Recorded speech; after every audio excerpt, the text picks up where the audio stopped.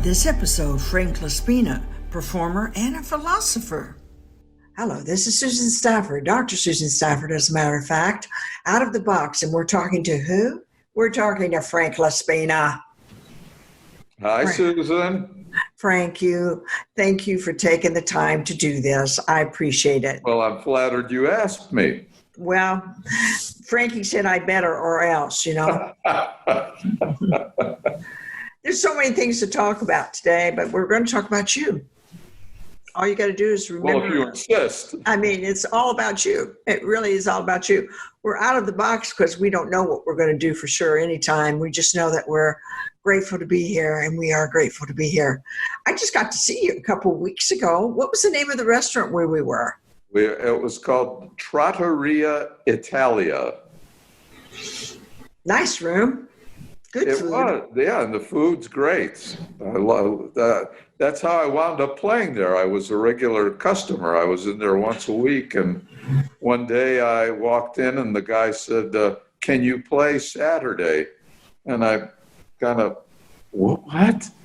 I didn't even know what he was talking. I remembered when they opened up a couple of years ago, I had mentioned that I was in music, and if he could ever use a little musical help, that I would gladly do that for him. And so that's what he meant. And I went, oh, yeah, I could do that. And we did one night, and it went so well, he asked me if I could do it on a regular basis. So now it's Fridays with Frank. You know, you're one of the most respected musical people that I know. I know quite a few. And you take care of your family. You're honorable.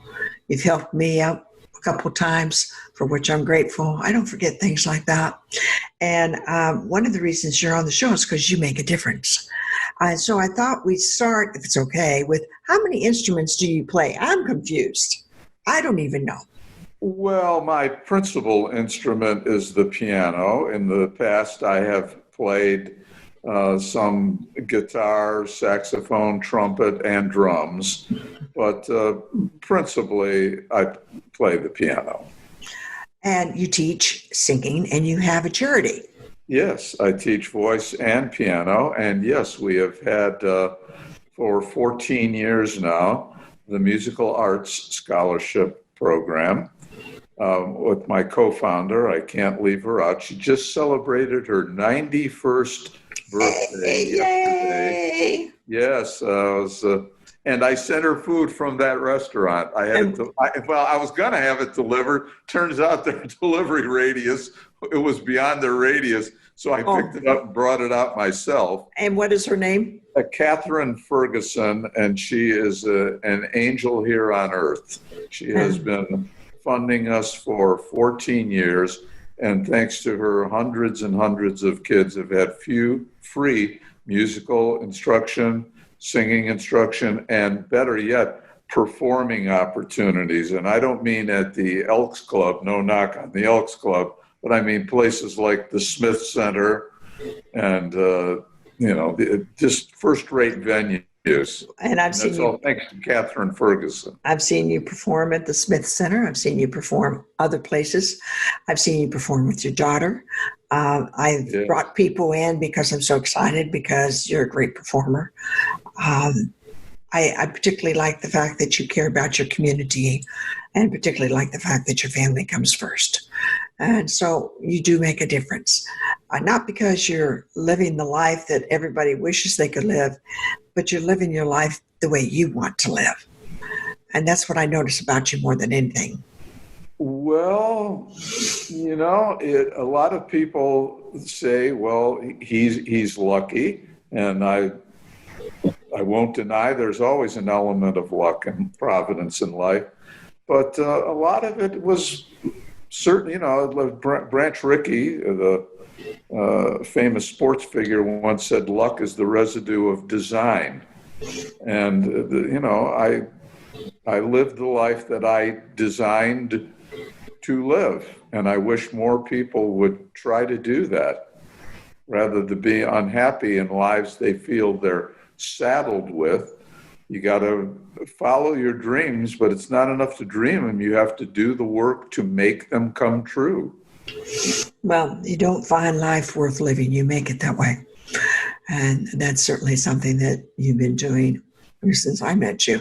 Now, let me ask, you have to tell me, but don't you have 2 or 3 different things that you're doing right now? A podcast? Well, yes, and that has been, they always say one door opens and another closes. As you know, we put on monthly fundraising shows because you attended many of them. We did monthly fundraising shows for our musical arts scholarship program. And by the way, if people want to learn more about our musical arts program, because we're always looking for new young talent, maybe people have children or grandchildren that they would like to get enrolled. It's a pretty easy process. They can just go to musicalartsscholarship.org. That's simple, and you can learn more about what we do. Now, as you know, we have been putting on monthly shows for 10 years, haven't missed a month. And of course, we are now temporarily shut down because you can't have gatherings of that size. We'd normally get at least 200 or 300 people at each show. So I've used this downtime to do some projects that have always been kind of in the back burner of my mind.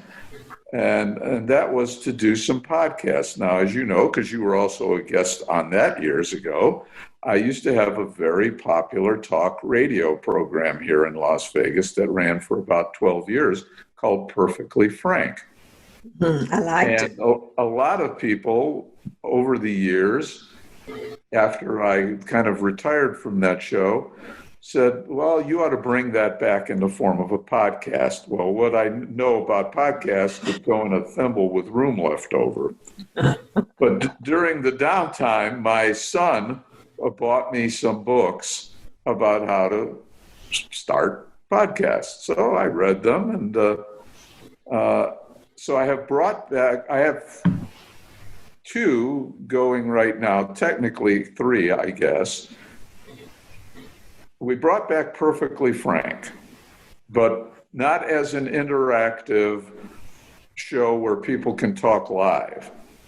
I put out a 5-minute think piece each day, and we invite people to email their reactions. And in fact, we have a $100 prize each month for the best email response of any given month. So we call it the Email of the Month prize.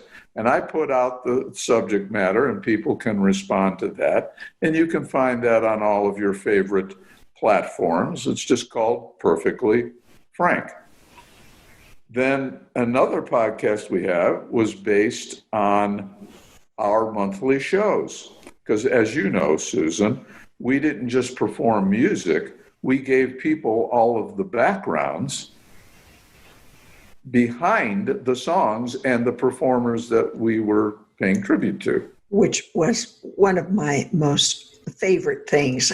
Are you going to bring it back? Did I interrupt you? Are you bringing that back?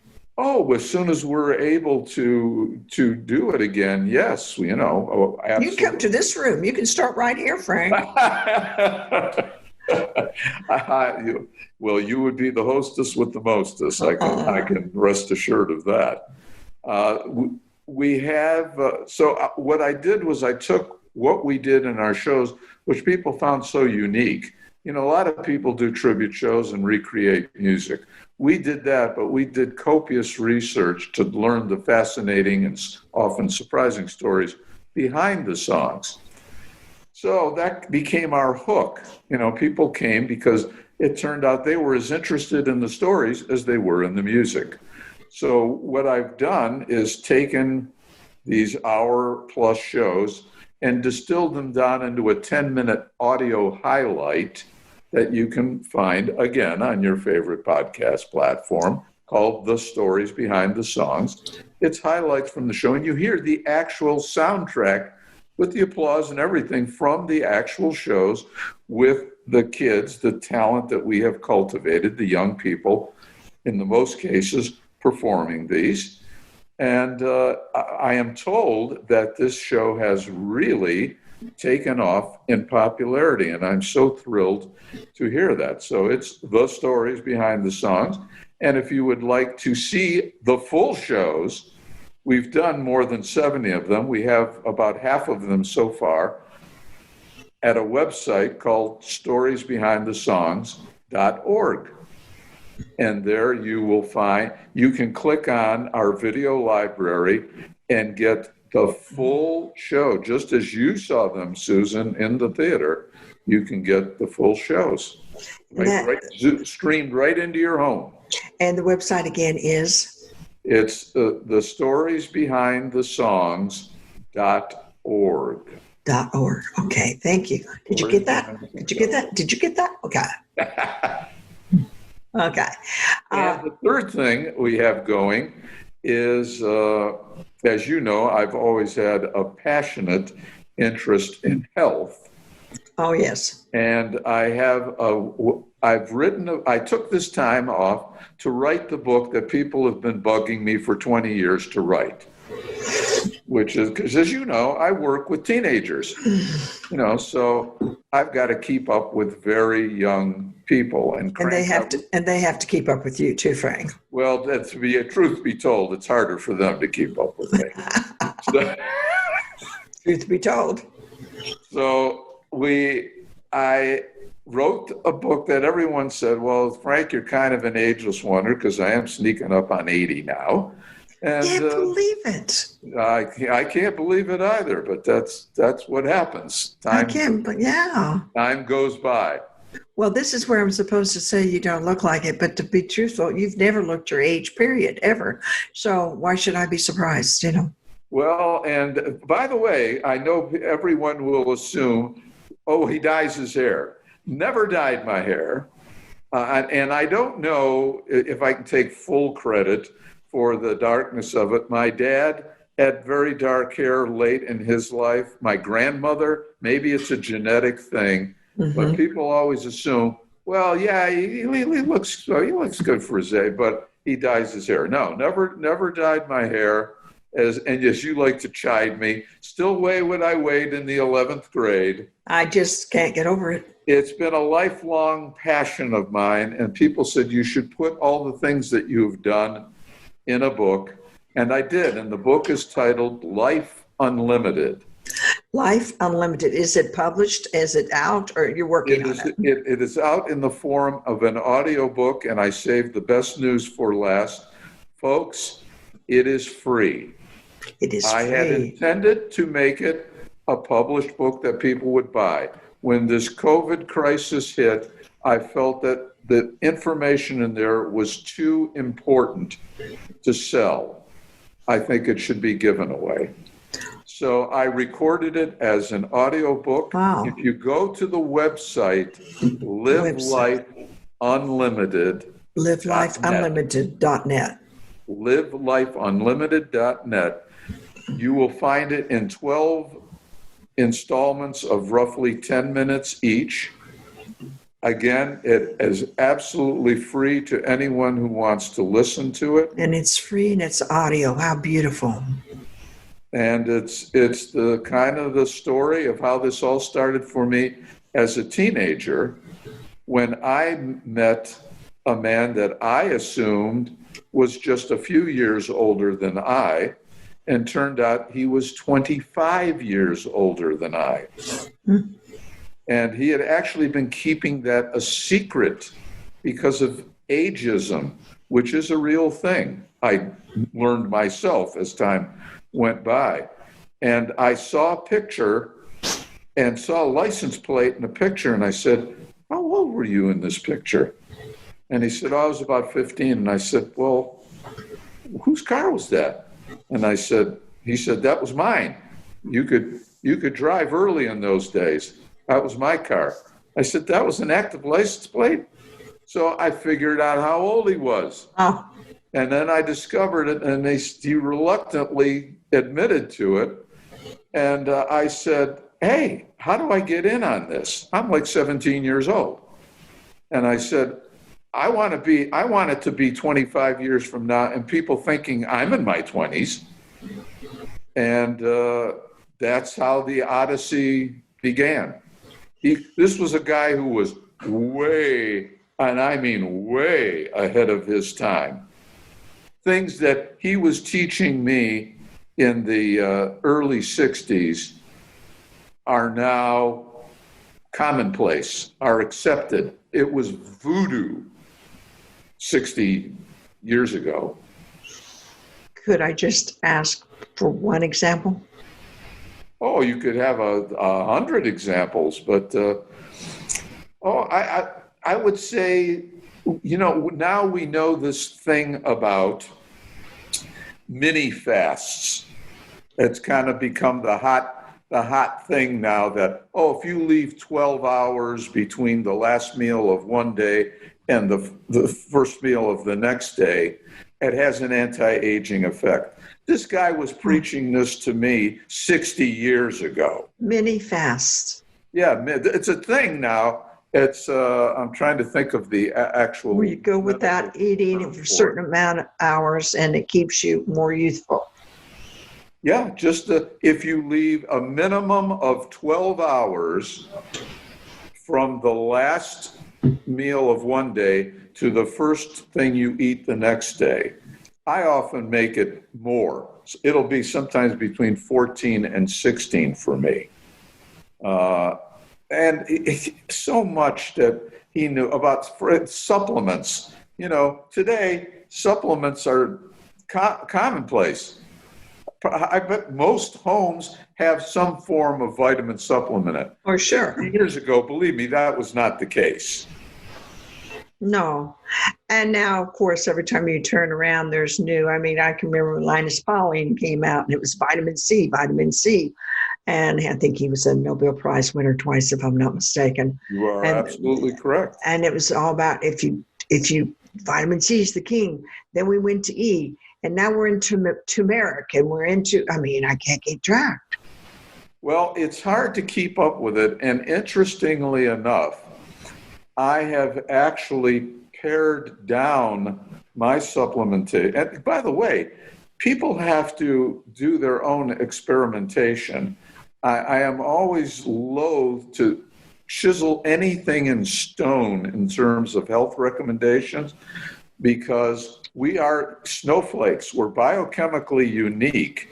And what works great for one person may not for another person. So you have to do, and honestly, I did decades of self-experimentation with myself. Mm-hmm. And finally, I thought arrived at the plan that worked for me maybe 25 years ago. Mm-hmm. And I thought, okay, I've got it figured out for me. It took time.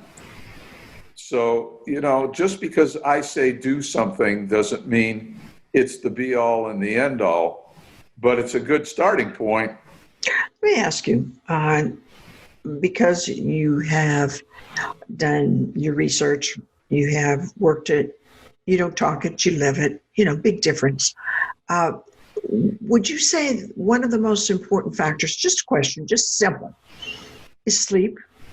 Would sleep be a priority? I have a whole chapter on sleep. You have a whole chapter on it? Yes, I do, because sleep is vastly underrated. Mm-hmm. And may I tell one of the stories I tell in the book? Please. Okay. When I was going to college, I was kind of putting myself through college. So I had a full-time job in the day in a men's clothes store. And at night, I was already playing clubs because I started music professionally when I was 15. So in the morning, I'd work this clothes shop. In the afternoon, I was taking a 20-hour full load of college. And at night, I was playing until nightclubs until they closed at 2 a.m. During the 4 years of college, I was probably getting 4 hours of sleep a night. Now, you think when you're 18 to 22, let's say, that you're indestructible, right? I don't need sleep. Well, I was driving a marathon to do a gig at a hotel in Chicago. I had left from San Diego. When I got to Chicago, I became deathly ill. Turns out it was I was so run down, I had mononucleosis. Oh. And maybe you don't know this story, huh? Where I wandered out in the snow. No. Yeah. So I'm burning up with a fever of like borderline death. It's between a 105, 106. 106, it's over. Mm-hmm. I'm burning up. It's January. I wander outside because I cannot cool off. I wander outside. This is in Chicago. There's like a foot of snow outside. It's below zero. And I wander outside in just a pair of pants. No socks, no shoes, no shirt. Just desperately trying to cool off. And in my delirium, I fell into a snowbank in the parking lot. Now, a guy's driving by, a shuttle driver taking people to the airport, and his headlights come across me. He keeps driving. He gets to and he caught the light at the apron, which gave him enough time to kind of second guess himself and said, did I see what I thought I saw? Yeah. He backs the van up, finds me in this delirious near-death condition, and drives me to an emergency room. And that's the only reason I'm here today. And that was my lesson about sleep. And after that, I based my life around getting adequate sleep. What is adequate sleep for you now? Well, it depends on the person. In my 20s, I was like Steve Allen. Remember Steve Allen? Sure. Steve Allen wrote in one of his biographies that he was worthless without 10 hours. In my late teens and early 20s, that was kind of me. Now, I still operate best on 8. Yeah. I was just curious. 7.5 is kind of my bare bones minimum. Yeah, But again, this can vary from person to person. Well, I don't know how this is going to relate to what we're saying, but I'll give it a shot, which is a lot of it is your blood type, is it not? I mean, my blood type may be different from yours, therefore my metabolism is different from yours, therefore. There was, at least at one time, a very influential book in the 90s by Dr. Peter, I think it's Diamato, Eat Right for Your Type. And he made a very persuasive case that your blood type doesn't, well, they're finding out with COVID that certain blood types are more susceptible than others. Mm-hmm. So yeah, I tend to think there's something to that. Yes, well, so do I. Speaking of COVID, I'm so grateful that you and your family are safe and that you're safe, but you're being practical. You're not just holding in and out. I mean, I saw you at the restaurant performing and sharing, and life must go on, but just to be cautious about it, Well, I have some definite thoughts about COVID. I don't know if your audience is going to will be receptive to them. Do you think we care if the audience is receptive? We want to know what you have to say. Well, here it comes. And by the way, if you go to my health website, livelifeunlimited.net, you will find an 8.5-minute video that was posted on YouTube. And by people who know better than I, the suggestion was, are you familiar with the term shadow banned? I am not. Okay. Well, that means if the people behind the scenes don't want your message to get out, they have a way of making that happen. So they would claim that this posting that has been there now since April has gotten 100 views, which is almost mathematically impossible, especially when you consider an insipid teenager in England sitting on her bed, meandering about nothing, is getting tens of thousands of hits. Right. There's 7 billion people in the world, and half of them at least have access to the internet. It's called the coronavirus counter argument. And it is, of course, in no way suggesting that I'm not a denier. This is not a hoax. Of course, there's a virus out there. But if you critically crunch the numbers, this has been going on for what? How many months now? 5 months, I guess? Yeah, all of that. And we have just passed, and supposedly, if you are to believe the numbers, and by the way, I don't believe them because from two different sources, it's been suggested to me that the numbers, for whatever reason, are being inflated. But if you believe that, even if you believe the numbers, we just passed the 1% mark, where 1% of people were even affected by this. And the survival rate of those who are affected, again, 99%. Mm-hmm. But you would believe this was the Spanish influenza from 1918 and that tens of millions are dropping in the street. The worldwide deaths are still below 1 million. Now, that is not to minimize any human life, of course. If you've lost your loved one, it's a tragedy. That's true.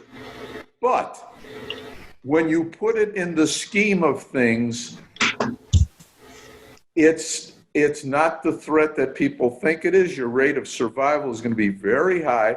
And there was a doctor I saw interviewed on TV who staked her professional reputation and said, "I will bet my career that there is not one person under the age of 60 who has died of COVID who was metabolically healthy." Now, this is an important term, and I wish more people knew about it. Metabolically healthy. This isn't someone's opinion. These are all measurable indicators. And sadly, Susan, only 12% of Americans are considered metabolically healthy. Nearly 90% of us are not. And if you want to know why do we have more COVID deaths per capita than anyone else, that's why. Despite all our affluence and all our high-tech medicine, we are among the unhealthiest of nations. Wow, that's quite an explanation. It's something I probably have to go over again because it's a lot of information and a lot of knowledge. Today, we lost a friend today with COVID-19. He hadn't been sick with it until he went into the hospital for a small bowel surgery. When he came home, he had COVID-19. Probably got it there, honey. Pardon me? He probably got it there. Absolutely. And his name's Trini Lopez. And Trini Lopez passed away? At 5:30 this morning, Frank. Wow, I have such fond memories. When I was a teenager, I went to see Trini Lopez perform I made a trip to New York City because I'm from Cleveland originally. Yeah, Cleveland. I made a trip to New York City to see Trini Lopez perform at the Waldorf in New York. And what a show he put on. What an entertainer. What would he have been maybe close to 90, late 80s? Actually, May 17th was his birthday. No, May 17th is your birthday, right? 14th is mine. 14th. Okay, so his was the 17th. And I think he was 83, I think. Oh, not that much older than I. Okay. Young. I mean, young and healthy, you know. So I just shared that because he's a great loss. They're all great loss. It is a great loss. And, you know, what's kind of a shame is we've had a few losses in show business, and they kind of slipped through the cracks because of our obsession with this virus. You know, certainly Kenny Rogers, you know, a giant. Oh, yeah. And others. You know, I don't have any big answers to it. I guess I know it's real. I see people dying. I don't believe the statistics on it either.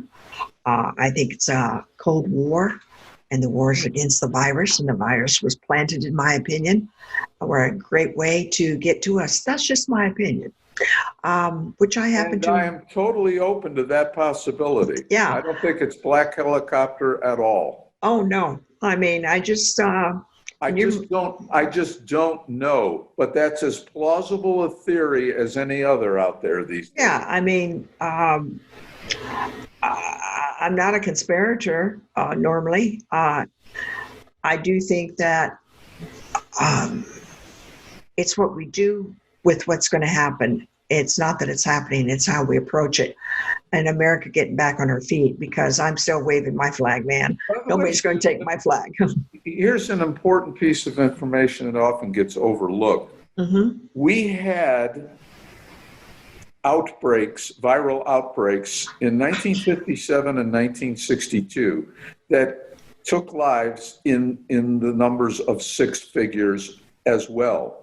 And, no one talks about it. Hardly anyone remembers it or knows about it. And you know why? Because it was not made into an obsession Mm-hmm. as it has been this time around. So you have to wonder, what is the agenda? Mm-hmm. What is this about?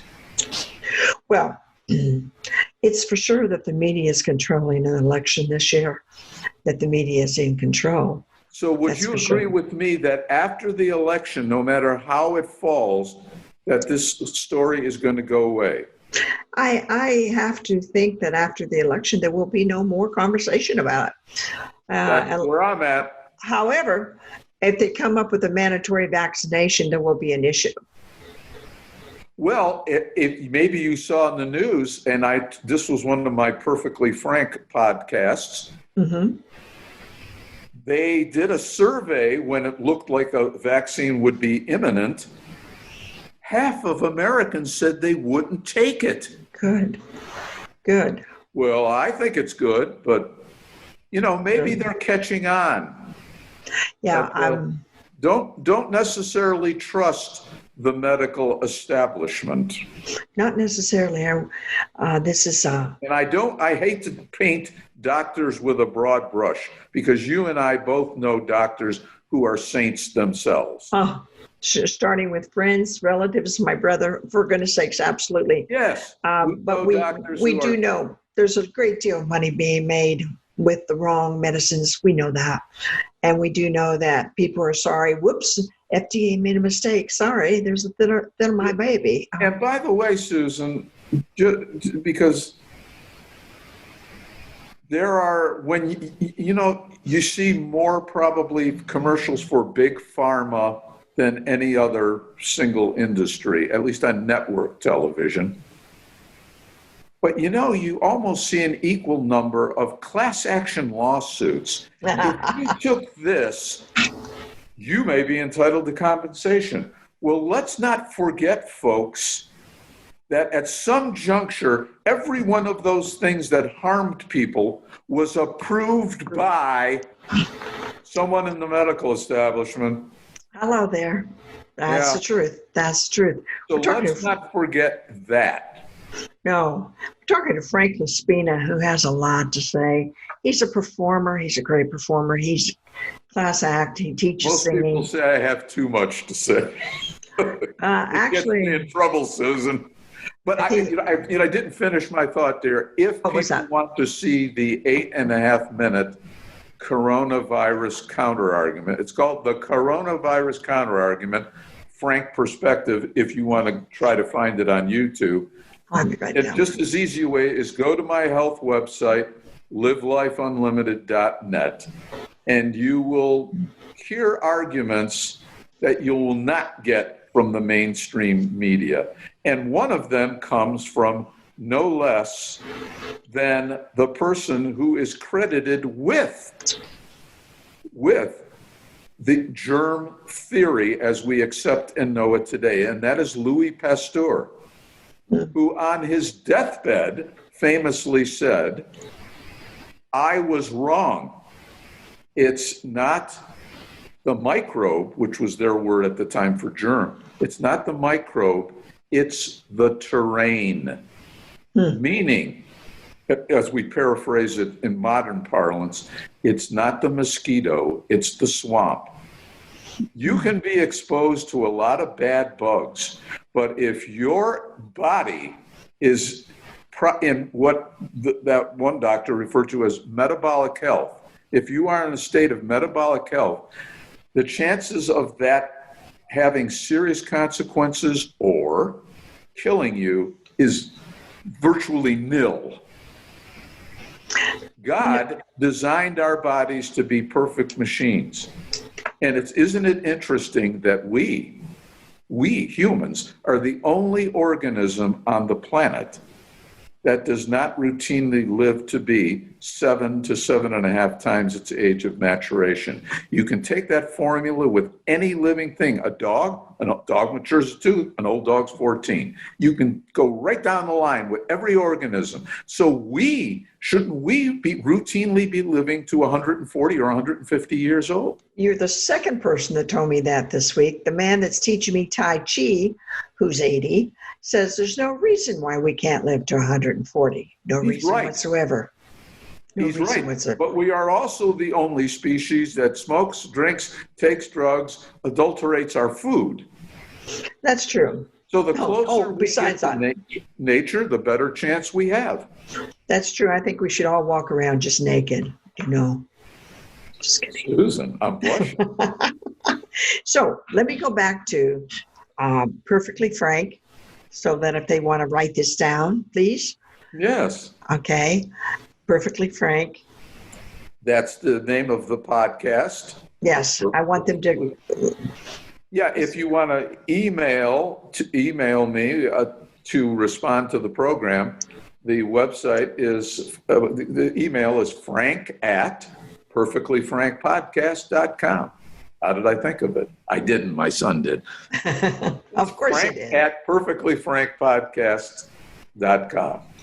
And I want to also mention a Friday night where you are. When this goes up, and it'll go up, we'll start streaming it probably in about 7 days, because we're getting everything ready. It's going under another big corporation. So we'll see how this flies, one day at a time, sweet Jesus. But you're right now on Friday nights, we can come and see you. Yes, if people are in Las Vegas, and eventually we hope people will start coming back to Las Vegas. That's right. If you're in Las Vegas, I am you'll find me at, oh, by the way, Susan, exciting news. Since you were there, I'm moving in one of my acoustic baby grand pianos. I was playing just a digital piano because we weren't sure, how this was all going to play out. But it's become so popular now. They're calling it Fridays with Frank.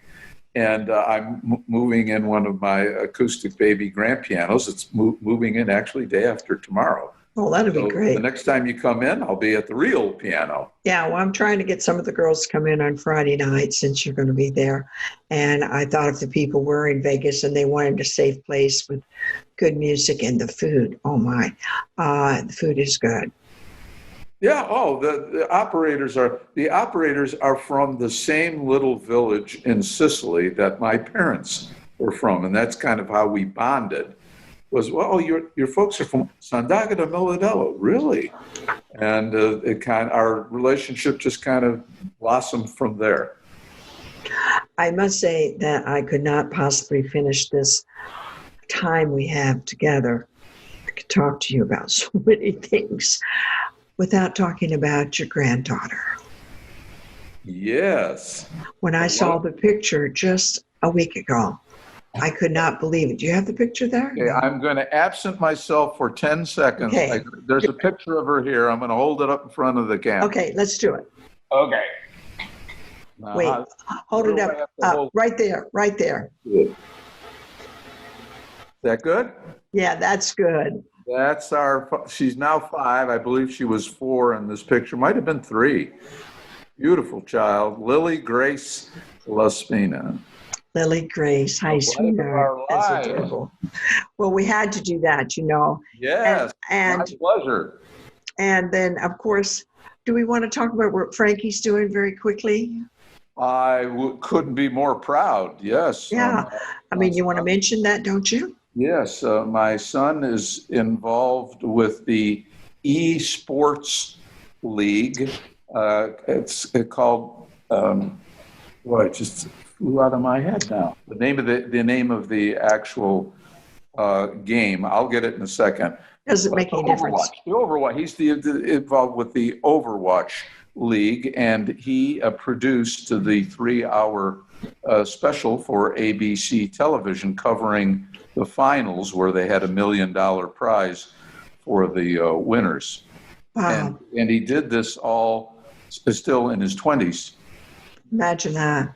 And may I add, a boy who never attended school a day in his life, entirely homeschooled.